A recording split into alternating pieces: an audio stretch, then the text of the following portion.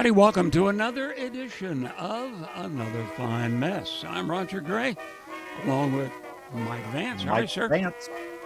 Yep. How are you? I'm good. I'm good. How are you? Dandy. You've I am. Go ahead. I was just going to say I'm wearing my school colors today. So Indeed. there you go. Mike informed me over the weekend that he was apparently, I don't think it's an illegal substance, but he was smoking ribs, Yes. to the best of my knowledge, and chicken, which Yes. that sounds like quite a drug party. We had Anyway, a big fourth over here, and they're hard a to. fifth, and I'm probably a fourth and a fifth, which we had mojitos out of that fifth, Ah, because nothing says American independence like a good Cuban mojito. well, I got to go for that. Speaking of foreign affairs, Let's start with Iran. The war is back on. The memorandum of understanding is no more, and we're back to shooting. Latest headline I saw, by the way, in the Drudge report, for what that's worth, is that the Pentagon's running out of money.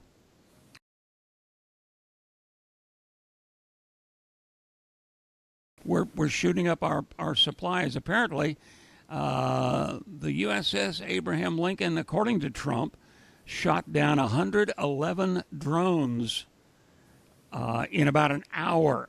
That means 111 Patriot missiles, which are, last time I checked, about $3 million each.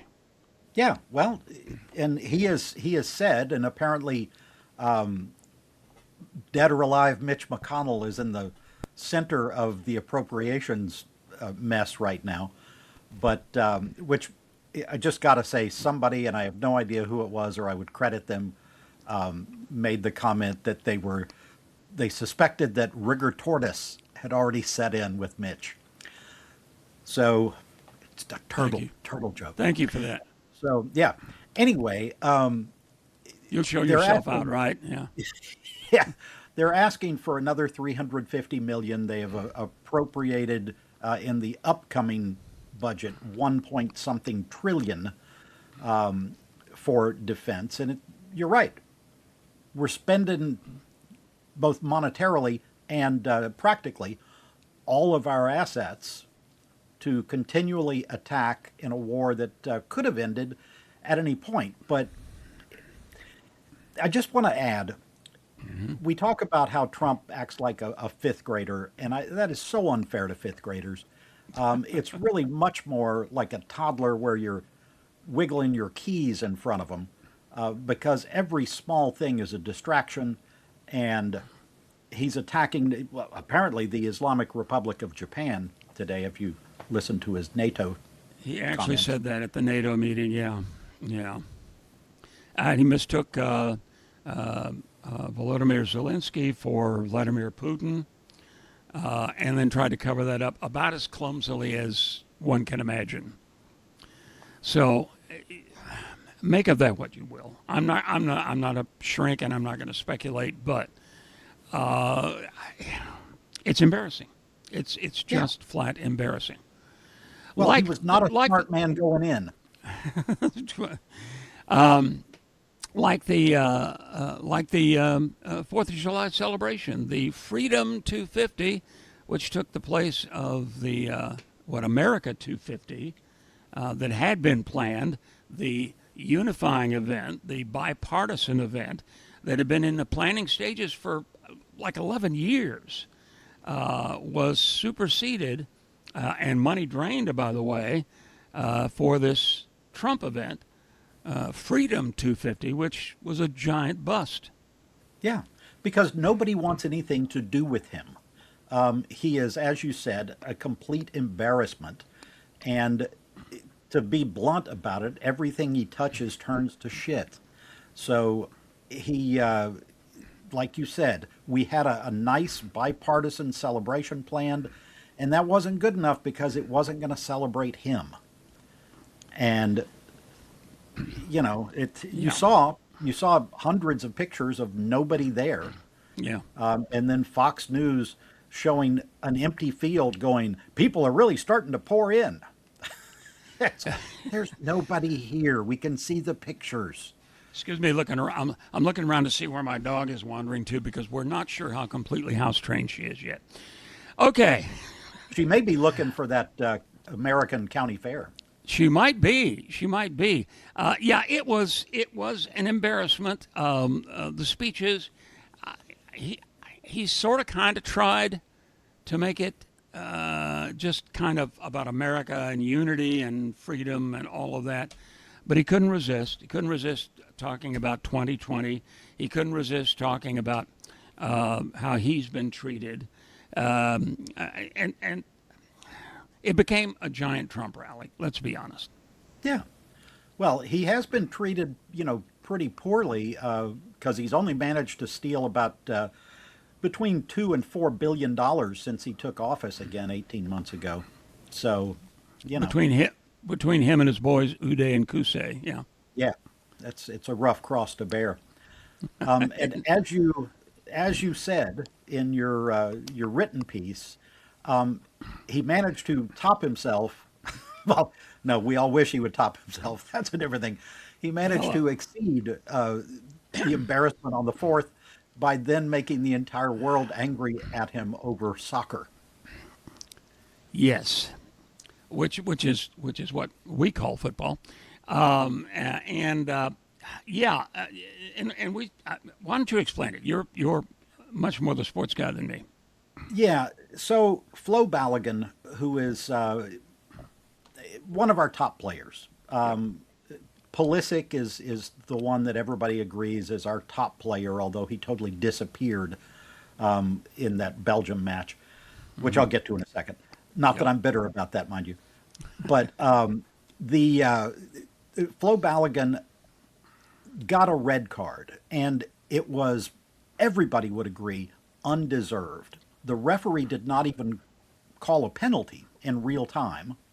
And then soccer, the World Cup, they have this VAR, the video assisted review. And that official said, we need to stop play and look at this. And then in slow motion, they went back and they said, oh, well, yeah, he stepped on this other guy's ankle. Well, it was inadvertent. In real time, the ref made no call at all. The ref turned around based on what the video guy said and gave a red card, which brings a suspension for the following game. So Hirochito calls up his good buddy, the guy who gave him the fake peace prize, and said, you need to do something about this.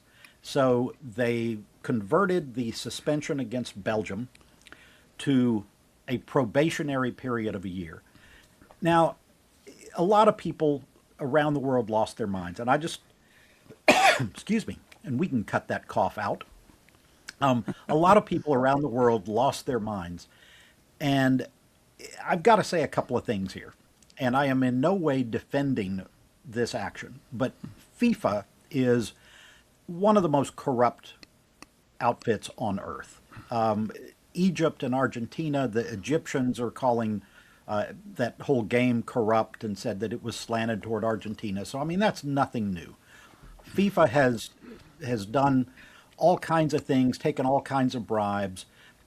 People are ignoring the fact that there were 6 players in the World Cup who had red cards that should have kept them out of an opening game, and those got released. So this is not a unique thing entirely. But these people, Americans that said, well, I'm just going to root for Belgium now. Well, up yours would be my answer. Okay. The guy in the White House Succinctly put, by the way. Yeah. Yes, nothing to do. He has nothing to do with the American team. I'm so sick of liberals turning around and surrendering things like the flag and surrendering our football team, our soccer team, because of something that guy does. And it's the same kind of thought process that allowed Jill Stein to knock Hillary Clinton out of the White House. It's well, if things aren't perfect, then I quit. Or I'm going against, I'm going for the other team. I'm going for the other country.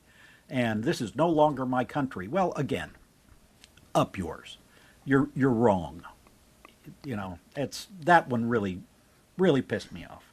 Well, that and granted, and we have seemingly, and this is a both. I'm going to do a both sides deal.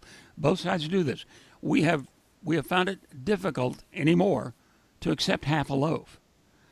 We have found it almost impossible to compromise on anything. It's my way or the highway.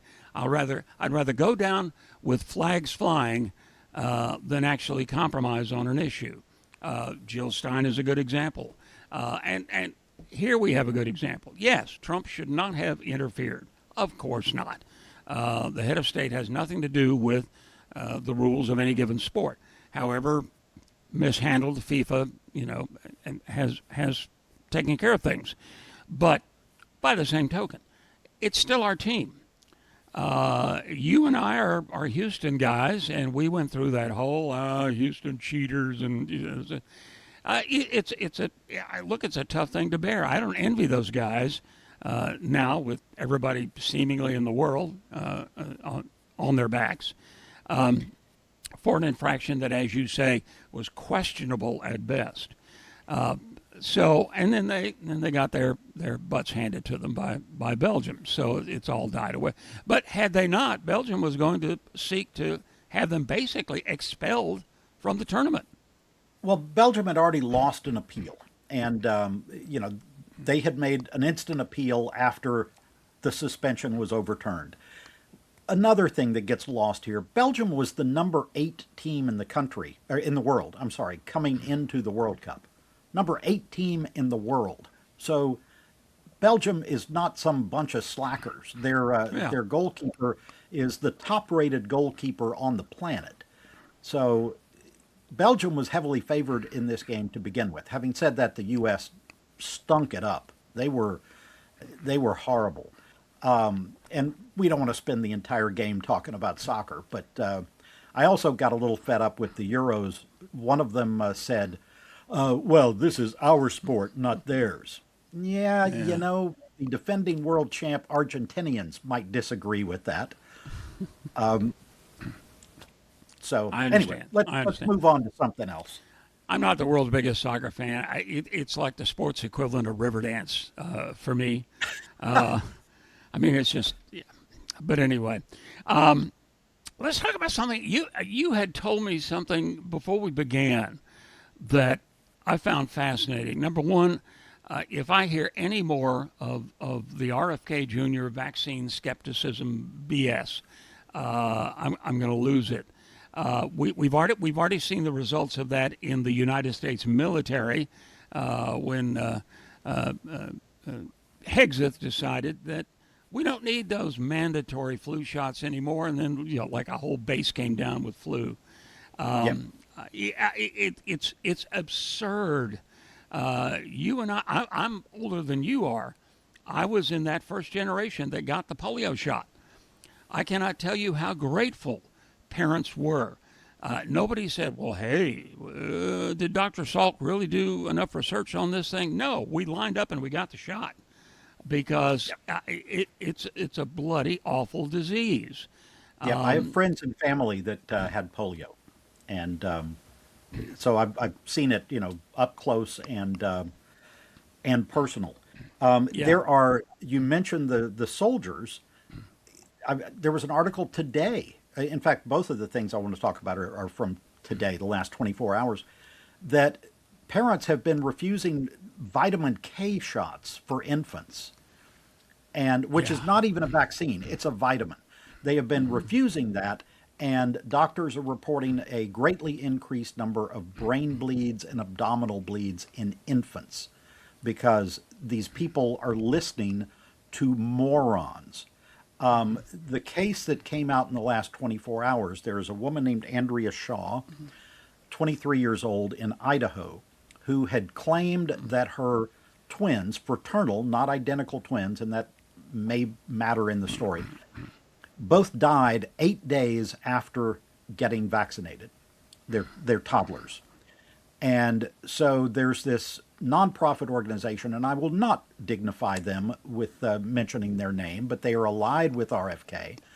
And They put a class action suit against the American Academy of Pediatricians, claiming that they had been lied to, the world has been lied to about these vaccines.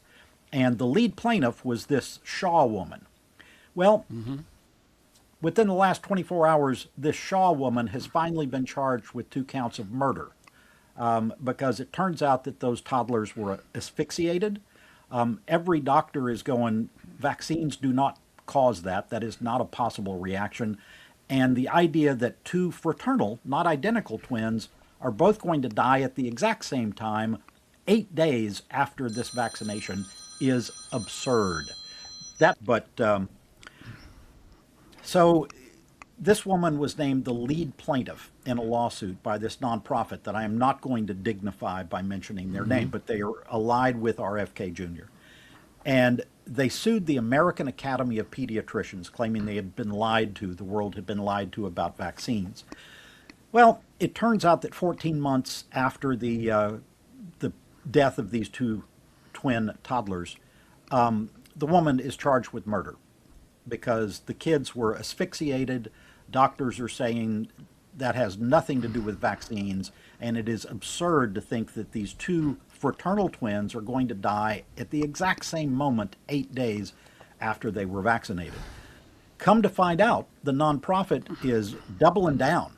They refuse to back off on, they're still defending this woman, saying that it's now a setup. Come to find out, there are dozens of other cases that they are claiming are vaccine related where the parents have either been charged or are under suspicion of murdering or being involved in their kid's death. Look, this is symptomatic of this entire. The internet is a wonderful thing in so many ways. No point in even beginning to talk about the advantages, but the disadvantage is that it's usually attributed to Churchill. I know, but it came before him that a lie can spread around the world before the truth puts its shoes on. And the lies in this case are on the internet. I heard a new one the other day. The sun is now used to be yellow and now it's white. What's going on? No, it's always been white. It's always been white. It looks yellowish when it's closer to the horizon and then it looks red. There's nothing going on with the sun. The Arctic Circle, I read this just this morning, the Arctic Circle hit 100 degrees above the Arctic Circle. It has never, in recorded weather history, reached that temperature. That's like, the Gobi Desert, for crying out loud. So, and yet the denials will continue about the climate. So yeah, it's an anti-scientific period, and the problem with the vaccine stuff is that is killing people. Yeah, it is, and well, so's climate change. Yeah. But the other thing to put into this equation is how irresponsible is the media in giving equal time to these vaccine skeptics and climate science deniers. I always go back to a protest at the George W. Bush ranch in Crawford, Texas. And I don't even remember what they were protesting, probably something to do with the invasion of Iraq. But there were a few hundred protesters that were lining this little farm-to-market road that led to his ranch. And there's a story where they interview some of these protesters, and then they interview protesters that are supporting the president on this issue, that are also out there. And at first glance, you're thinking, okay, well, it's an equal thing. Come to find out, no. The ones supporting the president were literally 3 people sharing a tent out there. So you have a few hundred protesters, and they give equal time to the 3 people in the tent. And it's that kind of thought process that really bugs me. Do these vaccine skeptics deserve to get legitimate news coverage? I mean, as you said, the internet's going to spread this crap regardless. Oh yeah, But yeah. No, is the media? I will make the argument that when you talk about a foreign intervention, a foreign war, whatever, uh, there is legitimate debate over the war in Afghanistan, the war in Iraq, hell, the war in Vietnam, for that matter. There's legitimate debate whether the numbers at each given demonstration equal out. But there's no debate about vaccines. They work. They just work. There's no debate about the temperature of the planet. We are seeing an increase. We are seeing more drought. We are seeing the effects on farmers. There are things for which there are not two sides, and you're right. Trying to play each of them the same way, whether it's a legitimate difference of opinion or just nonsense, is irresponsible. Just is. Well, thanks for that. Anyway, let's see. Let's talk. You mentioned your frustration with liberals. Let's talk about the Senate race in Maine. Susan Collins, who can be depended upon to, write a stern letter to the president about whatever the issue may be. He's facing a challenge from a guy who I guess at first blush sounded like, boy, the perfect Democrat. He's an oysterman, right? Am I remembering right? Yep. Yeah. Yep. You are. He's an oysterman. He's a working guy. He gets his hands dirty, and he's challenging this long-term Republican incumbent. Graham Plattner is his name, and boy, everybody lined up behind him, and turns out he ain't such a great guy. Well, there was talk about that from the get-go with Graham Plattner. And his opponent in the Democratic primary is Janet Mills, who was a two-term moderate Democrat governor of Maine, and is also in her 70s, her middle 70s, I think. And Graham Plattner is a young guy, so that whole generational change comes into play. Graham Plattner is also a combat veteran, and he was very open about saying, I've struggled with PTSD, I have struggled with alcoholism, and I have gotten better. He is now married. There was an article in the New York Times 2 months ago, and 3 women from Maine who had dated Plattner came out and talked about how rough it was to be in a relationship with him. All 3 of them said that he never hit them, he never abused them, he never forced himself on them. In the last couple of days, one of those women has changed her story and said that he did come over to her house. And she had actually talked about that episode, that he showed up drunk after they had supposedly, were talking about breaking up. She is now saying that he did force himself on her. So everybody, including people like Bernie Sanders, who were early behind Graham Plattner, are saying you got to drop out. And we're taping this on Wednesday midday. He has until Monday to drop out, and the Democrats being able to replace him on the ballot. So I'm pretty sure he will. There are complaints that he is still trying to influence the choice of a successor. Okay, fine. Tell us who you think is a good idea. And I know he blamed a lot of the early complaints from women on PTSD. Well, it can legitimately have that kind of effect. He said, he goes, I had an alcohol problem. I mean, he was upfront about it. And at the time, I'm thinking that's an admirable way to approach it. It's the opposite of the Ken Paxton approach. You're being upfront, you're admitting all of this stuff. But whether it is true or not, it is something that cannot be overcome in an election, and he needs to drop out. Indeed. And as you say, by the time this airs, by the time we get this posted everywhere, he may well have. But their question now, it's getting late in the campaign. We're heading toward the fall. I seriously doubt that they can regroup, and this is going to be a Kamala Harris kind of deal, kind of late in the game to change your racehorse. Well, we'll see. Maine is a relatively small state in population. It's a lot different than running a national campaign. We'll see who they come up with. The Democratic National Committee had $24 million they were getting ready to pump into Maine. They've said unless Plattner drops out, they will redirect that to another state. Right. So, presuming he drops out, they will put that money back into Maine. And like I said, it's not like Texas and California, for example. If you run TV ads, you're talking about a number of major markets, and that's very expensive. In Maine, you're talking about 1, 2 TV markets that are much smaller. So it's a different animal.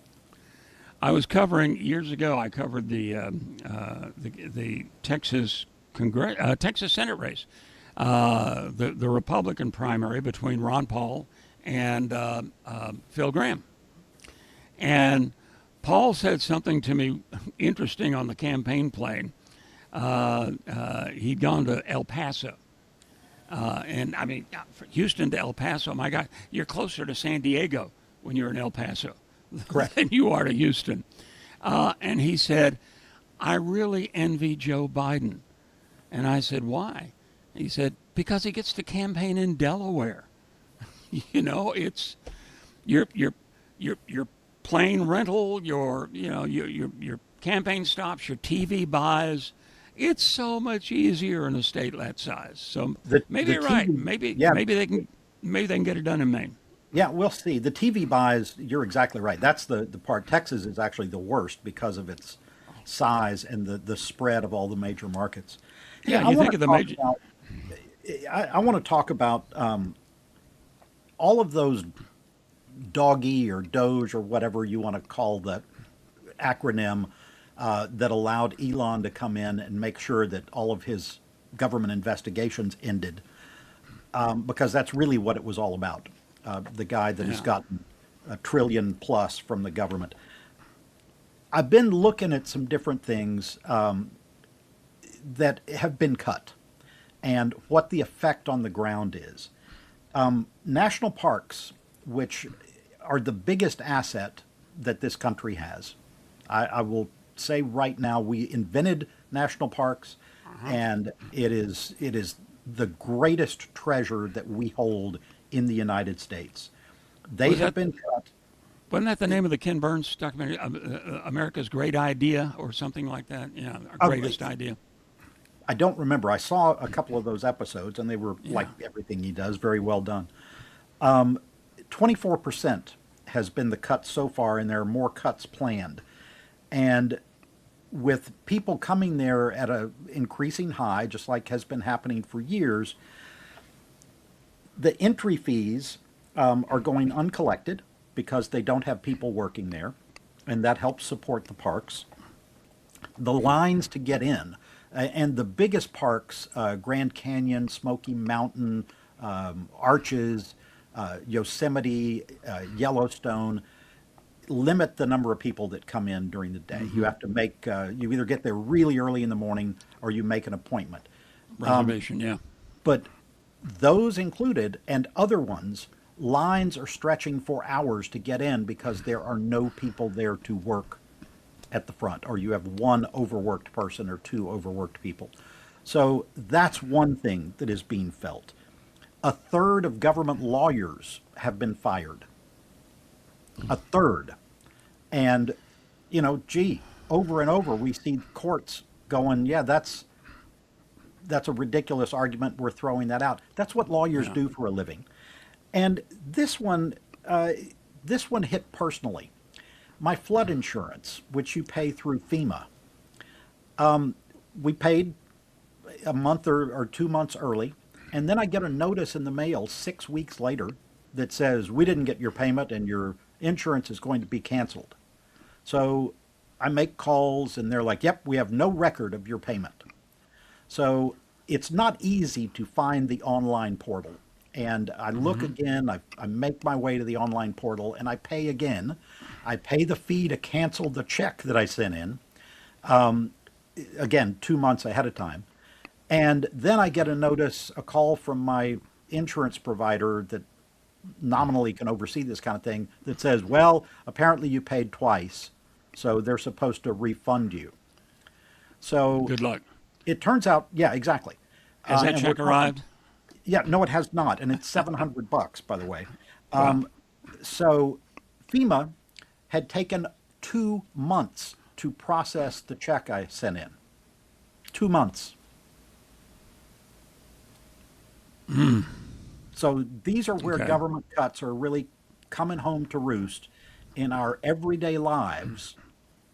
And this, again, was all done so billionaires don't have to be investigated. Well, I mean, look at the screwworm business. Ask a farmer in South Texas, a rancher, I should say, in South Texas, about the screwworm invasion. The money that's been cut from the Department of Agriculture, and so on and so forth. And you're right. You're right about the national parks. You got people who are trained park rangers having to clean out the bathrooms. I mean, this is people are just doubling up and tripling up, and it's at one that I just read yesterday. There is, excuse me, a giant area. It's off the coast in the Pacific, and it apparently is teeming with maybe the most diverse sea life around. It's just that perfect spot. So it's been cordoned off from commercial fishing. Well, just like logging and oil exploration in protected areas now, the president announced, go for it. Go fishing out there. And this is an area where you get animals that are becoming very rare elsewhere, and they're protected, but no longer. So yeah, some of it is the budget cuts, but it's also just, I think, sometimes just spite. Well, Did any Obama protect that area? Well, then we're canceling it. Yeah. well, and to be fair, it was under Obama that the screwworm, the fly sterilization, that was a joint situation between the United States and Mexico that had been there for 5 decades, something like that. Okay. And they had closed down because they had been successful in Edinburgh, Texas, right by where my family is from, my mom's family is from, down there on the Mexican border, and also in Chiapas, down by Mexico City. There are 2 plants that were sterilizing flies, and they were jointly run. The Edinburgh one got shut down first, and then in 2010, under Obama, the one in Chiapas got shut down. So the only place that's doing this anymore, the sterilization of flies that they release back in to get rid of the population, is in Panama. So in a way, it was a victim of its own success. But the people that were supposed to be monitoring this have been cut from the Ag Department. And because it is a cooperative venture with Mexico, this administration doesn't want to do it because, hey, they're Mexicans. We don't want to do that with them. So the scientists have kind of taken upon themselves to restart some of these programs. It's ridiculous. And by the way, the fly sterilization, it's incredibly delicate surgery, so it's obviously going to be costly. Yeah. Yeah, it's performed by crickets, I understand, that wear tiny little Is that masks. right? Tiny little mask. Yeah. Yeah. By the way, on a less jocular note, if it's possible to be less jocular, can we mention there's been another ice killing in our mutual old stomping grounds of Houston? A man who was picking up workers. We haven't gotten all the details. They claim he ran his vehicle into an ICE vehicle, but he was shot and killed. Yeah, Shot and killed. This was yesterday. Yeah. yeah, and let's remember, and the guy's name, by the way, was Lorenzo Arujo, and he had been in the United States for 35 years. As you pointed out, owned a house for 27 years. And it is very common in Houston and other places that there are day workers, and you know where they hang out, and you drive and pick them up. You tell them, hey, I got this job and I'll pay you, you arrive at an agreed fee. And that's what he was doing, picking up his workers. And let's keep in mind that Janet Good, they also said, tried to ram an ICE vehicle. That's not true. They also said that of the kid on South Padre Island, who I apologize for not remembering his name, tried to ram police vehicle. Not true. So that's their MO. They say, oh, he was trying to run over us. He was trying to do this. We were in harm's way. And every single time so far, that has been a bald-faced lie. Yeah, it's the only way they can claim self-defense here, because the guy wasn't armed. I will be fascinated. I'll be very interested to see the body cam footage if they release it, if there is some, as to whether he knew who they were. I mean, you got guys in masks with guns. Am I stopping? I'm not sure, unless I know who I'm dealing with. If the vehicle was unmarked, do I know that's a police vehicle, law enforcement vehicle? I don't know. But the more essential question is, this guy, apparently good citizen, not a criminal, not the worst of the worst, as they claim they're continually going after. Obviously a hardworking guy, and he's picking up more hardworking guys, and they're going to go do some hard work. Why is he a target? I understand. I understand. He probably came in illegally 35 years ago. What are we doing here? I mean, honestly. Has been contributing to the economy ever since, paying taxes ever since. The numbers don't lie. And this whole idea of we're sending criminals back, last I looked, 12% of the people that we're sending, that they're targeting, have some sort of criminal record, which leaves 88% that don't. I mean, they overwhelmingly, the people they are going after are hardworking, yes, Americans. No matter what their status here is, they are contributing Americans. They are part of this country. They are part of the economy. And they, as we've talked about before, pay way more in taxes than they get back in benefits. Well, and if you are not here legally, you do not get government benefits, to be quite Correct. honest. And the Cato Institute, not a liberal outfit, has said that their crime rate is lower than native-born Americans. Yep.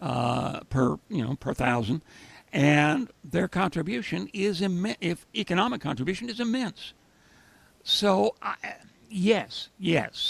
So a lot of folks came over illegally, but if they're getting the job done and they're filling essential tasks, and ask any construction company, ask any large farmer, particularly in the valley, if they're necessary, they're going to tell you, yeah.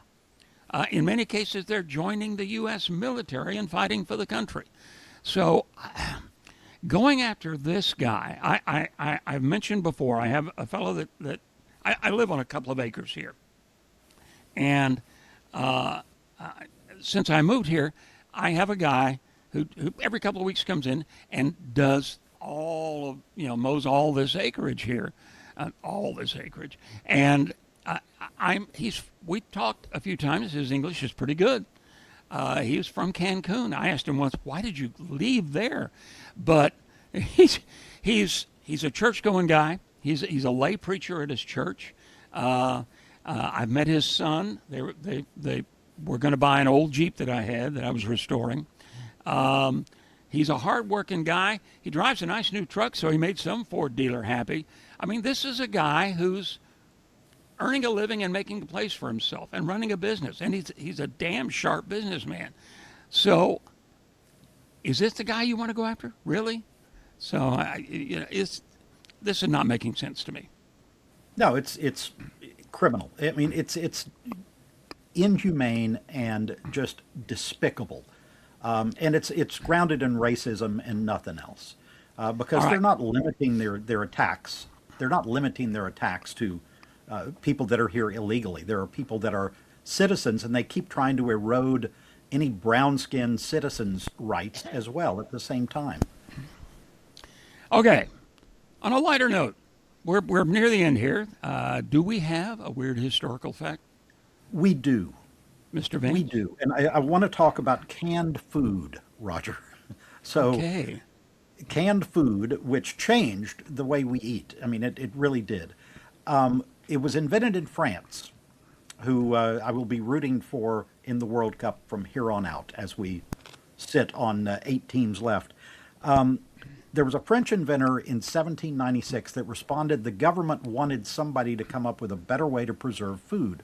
They had a cash prize, and this was to help the French Navy and the French Army. So this guy first came up with heating up a sealed glass jar and then quickly moved into a tin can.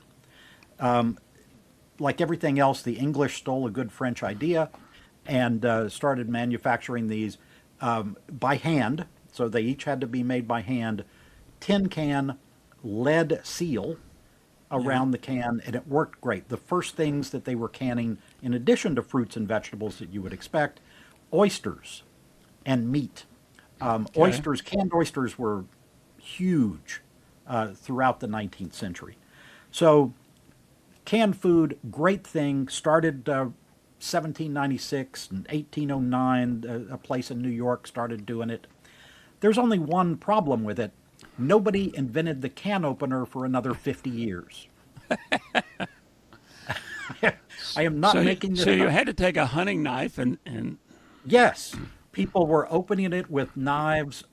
Soldiers were opening with bayonets. There are people that would use axes, hammers, and chisels to open their can.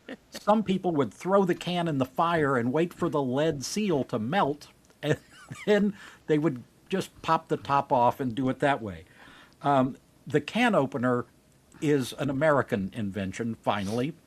And there was one that was still kind of a stabbing device, but in 1858, so we're talking about 60 years after they invented the can, an American finally came up with that rotary blade thing yeah. that you turn to open the can properly like a civilized human being. So, So there, we didn't even have that thing that you go around, the can They- with. Didn't even that have that happened- one. That one was a little bit earlier, but I put the rotary one where you turn the little dial and the blade goes around. That's really upscale can opening right there. So necessity, sometimes it takes a while, but ultimately it gives birth to an invention. Yeah. All right, 60 Michael, years. thank you, sir. I appreciate that. And we are out of time. You can do all the stuff you're supposed to do, hit like and all that sort of thing. And you can find us anywhere, right? Yeah, absolutely anywhere. I think you can probably go to the podcast aisle at your CVS or Walgreens, and we're back there. But we're definitely on Spotify and Apple and iHeart and YouTube and We all have that our, stuff. our Yeah. YouTube channel, which is another fine mess. And subscribe wherever you go. Make sure you subscribe and spread the word. Because what Doesn't- better way? What doesn't better way cost to any- get your news? Yeah. It indeed doesn't cost anything unless you're feeling particularly generous. Mike Vance, thank you, sir. As always, Thank you, Roger. thank all of you for joining us for another fine mess.